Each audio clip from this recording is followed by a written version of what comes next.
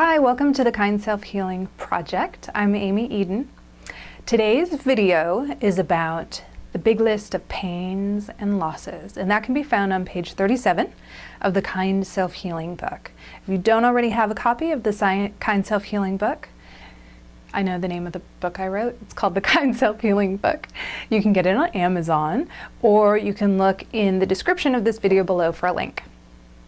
So, this is video part 1 of 2 videos that deals with the big list of pains and losses. It's called Every Single Pain and Loss. So get your Kleenex, your journal, some paper, the book and a pen, and let's do this.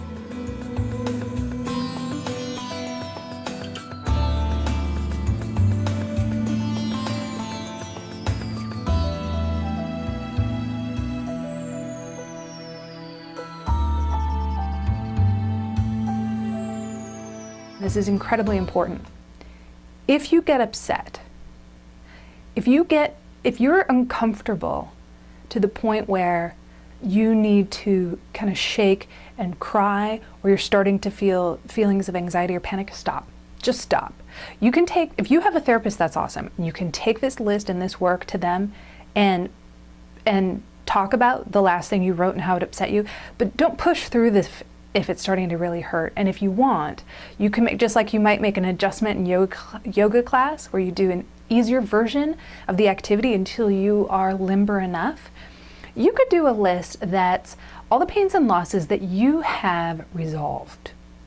And that's something to be proud of. So you can do a list of things that used to be trigger points for you, but that you've resolved or don't bother you so much anymore. So that's another way to tackle this. The way to think about the big list of pains and losses is similar to doing a financial audit, except you're auditing your energy.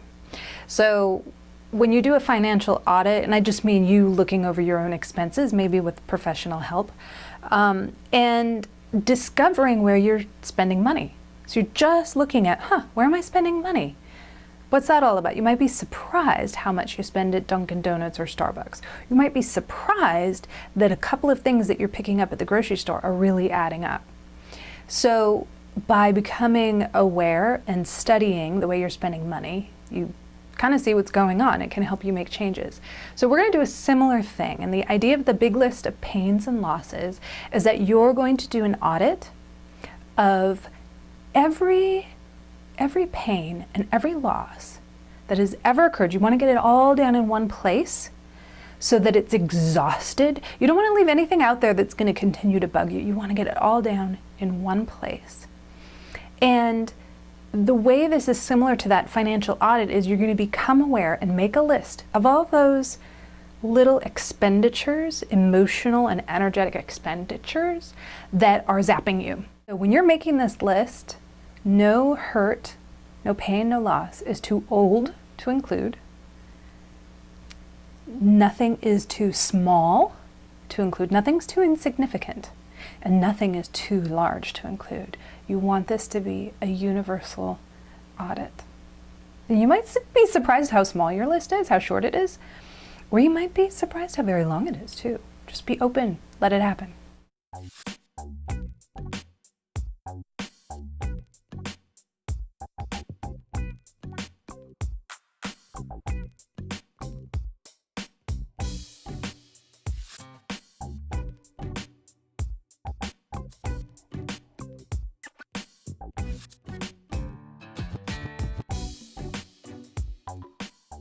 Don Miguel Ruiz is famous for the 4 agreements.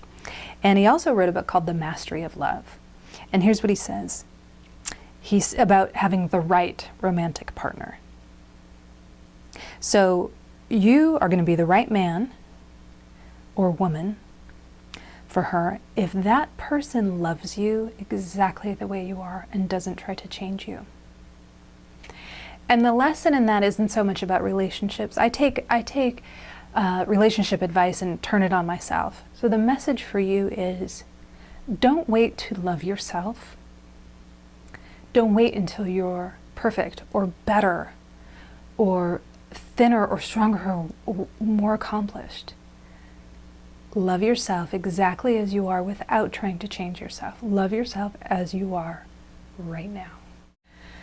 Whew. So now you have a better sense of where your emotional resources are being spent and how they're being taxed by things that are bothering you and are sticking around.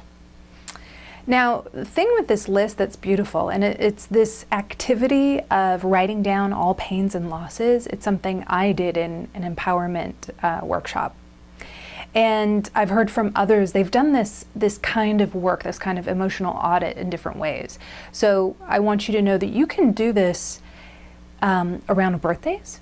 You can do pains and losses around birthdays. You know, it can be that there was never a cake, or it was a summer birthday, so it was never at school. It's surprising what comes up for people around birthdays, so there's that. I've known people who've done these lists for different periods of their life. So they've done the pains and losses from a marriage. They've done pains and losses for high school. They've done pains and losses from age 0 to 5, and then from 6 to 12. You know, there's so many different ways to do this, so be creative with it. And again, you know, back off when it's feeling like too much. So I hope that this was useful for you. I would love to hear what your experiences were. Feel free to post a comment. And thank you for watching. Be kind to yourself.